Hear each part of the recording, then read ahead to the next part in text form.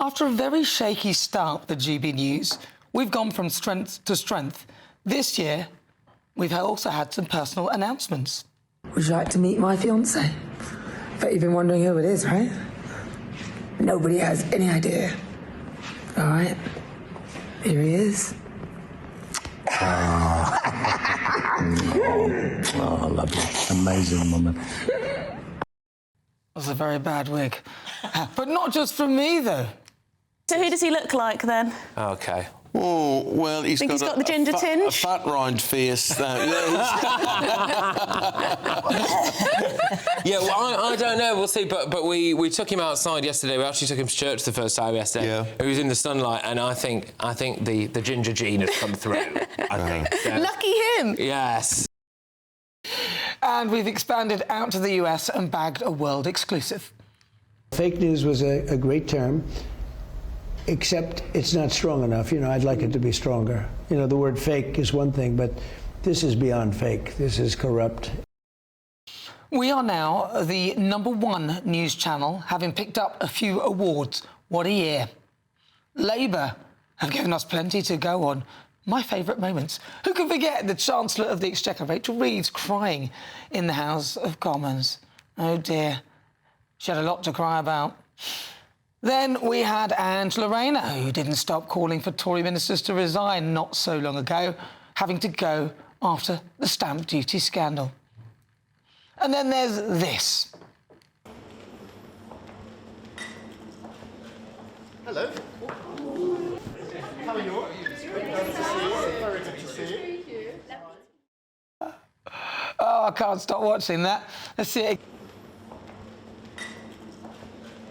Hello. How are you? Nice to see you. Very good to see you.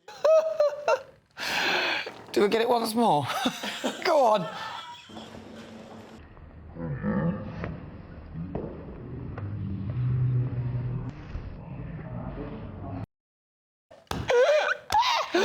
Happy Christmas.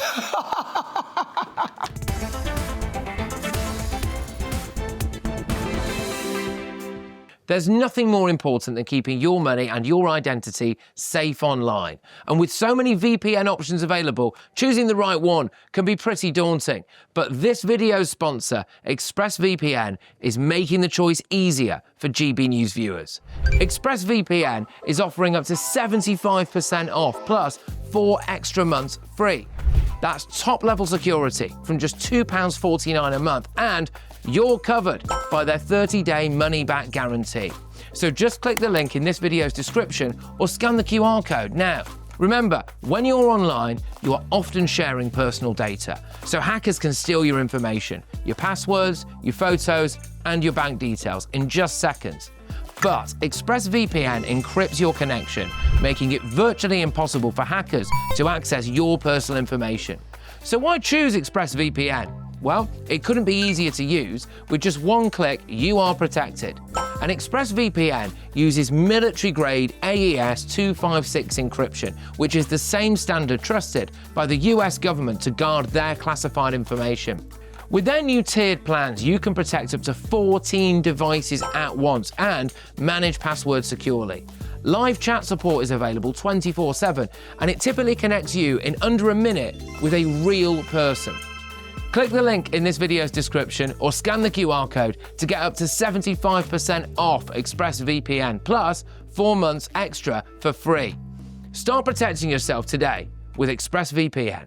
Well, you might as well start. What's gone right for the Labour Party? Let's have that first. So I'd say improving relations with America again, set up an energy company called GB Energy because energy prices have outstripped inflation for a decade.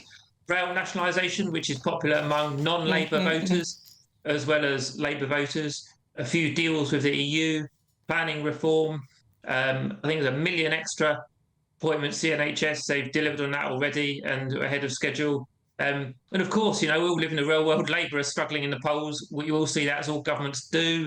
Nigel Farage is doing very well. But I think what's interesting to me as someone that reads a lot about reform, even though I think they have none of the answers, is we got a taste of the scrutiny they would get as we get nearer to a general election. You know, Nigel Farage, one of his press conferences, he wanted to talk about local elections and Labour deferring 4 of them, and he ended up talking about what he did at school 40 years ago, about Adolf Hitler, about the Second World War, and it kind of showed the pitfalls that come for reform with scrutiny of its leader.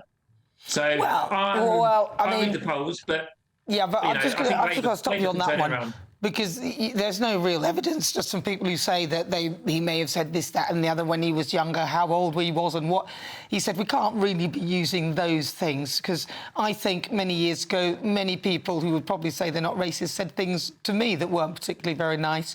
They've soon come round, things have changed and people see things differently, and whether he did or didn't say those things is always a big question. If he said those things, why are the people bringing it out now? I don't know. I think that's a bit silly if we're going to go back into what someone may or may not have said in the playground. That's a bit desperate, don't you think?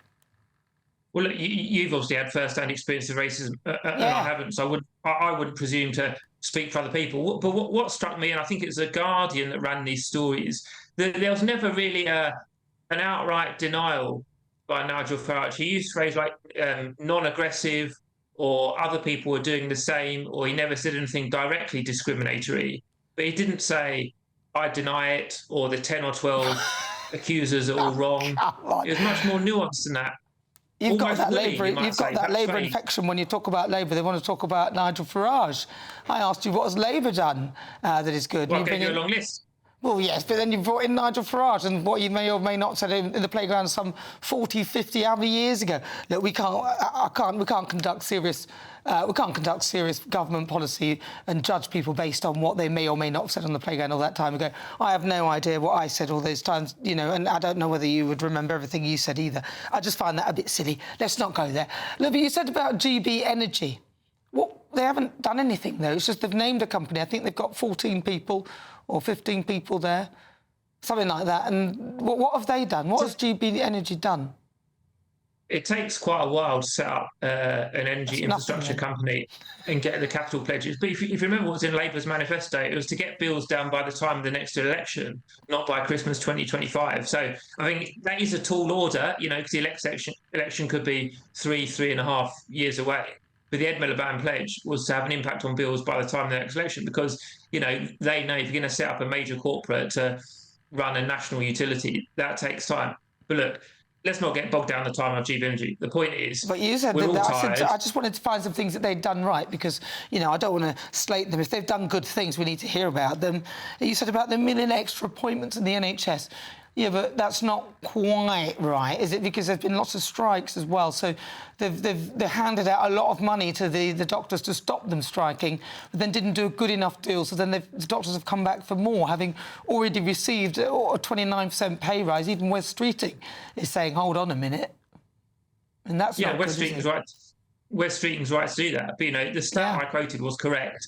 And, you know, impartial civil servants quote that stat as well about the extra appointments. But look, there's an industrial dispute again, and I dare say the criticism from some parts of the media might be just as strong if Wes Streeting had done the opposite. If he said, yes, you can have everything you want. The fact he's holding the line at a time...